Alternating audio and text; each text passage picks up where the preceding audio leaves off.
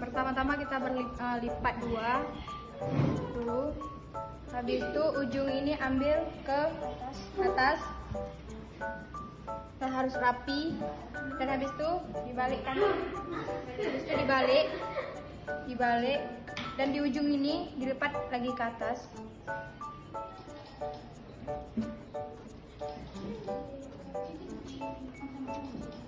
Dan habis itu lipat gini lagi.